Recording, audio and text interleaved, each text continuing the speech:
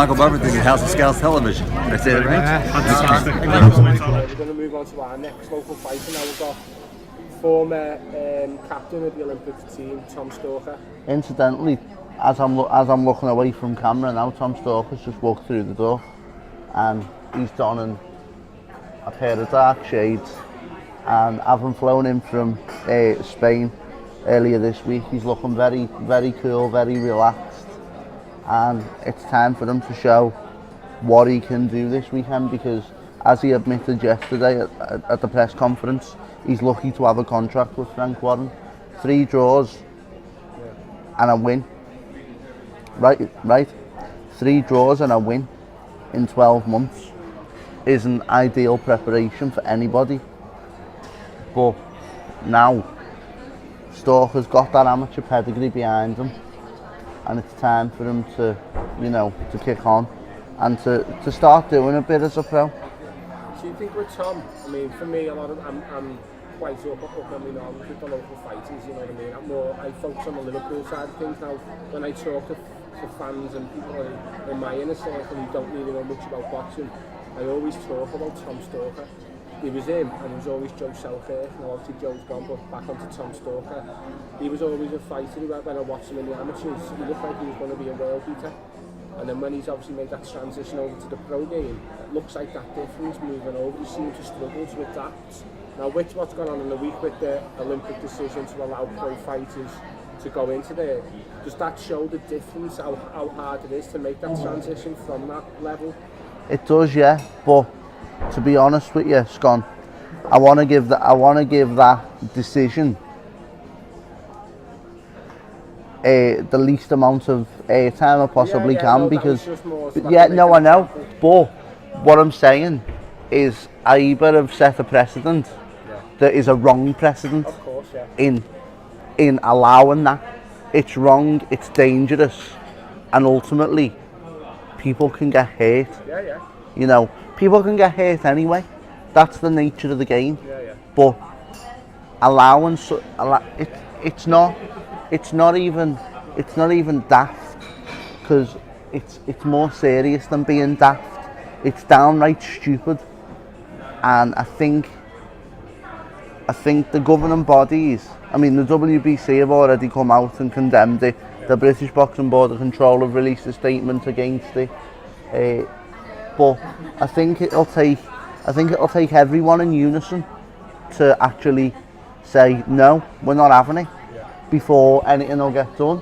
And ultimately, I think it's too close to the Rio Olympics for them to change their minds.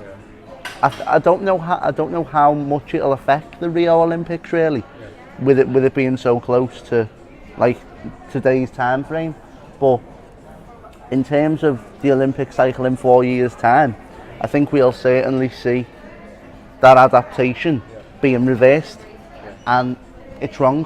Yeah, no, I agree with that. So obviously, if that was the decision that come in, and obviously British Boxing Board of Control have obviously condemned that, potentially if they went with the flow and allowed it, potentially just fighters like Tom Stalker we wouldn't be seeing now as a professional, because the area of amateurs coming through would be swamped then with professionals dropping down to get back to that level of winning the gold medal. So Tom Stalker, I think he's been a cadet for the amateur game.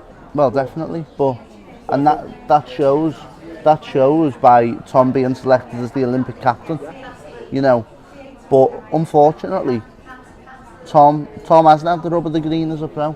He'll admit that himself, and he'll also admit that he hasn't made the best impression as a pro to date.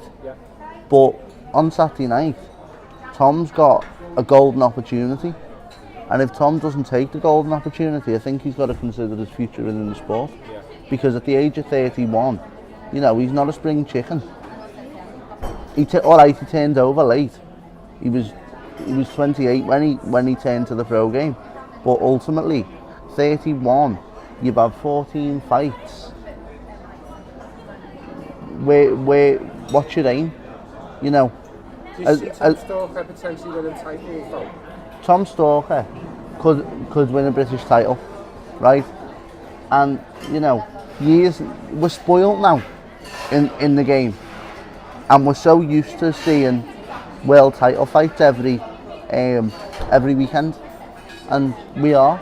You know, we saw 2 last weekend. But years ago, if you were to have won a British title, you'd have had a good career. And if Tom Stalker was to win a British title, he'll have had a very good career, both amateur and pro. And ultimately, he can retire and say, do you know what? I might not have fulfilled all my potential, but I've won a British title. And to be the best in your country at your weight says a lot about you.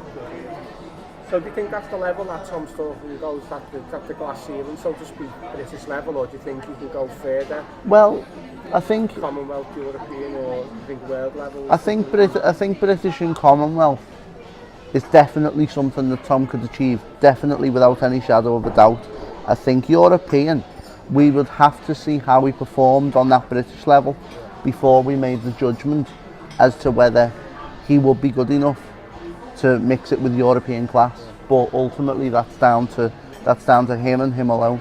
So do you think this weekend fight for Tom, if he gets a good win, you know, and makes an impression, do you think that's the next question that Frank Warren will be asking Tom? Well, the issue is Tom can win this weekend, and Tom can labour to a win and say, oh look, I've picked up a WBO European title, you know, I've got my first title. But ultimately what Tom Stalker needs to do this weekend is he needs to win, and he needs to win well. He needs to look good doing it, and he needs to make a statement. And if he doesn't make that statement, then who knows what he does in future.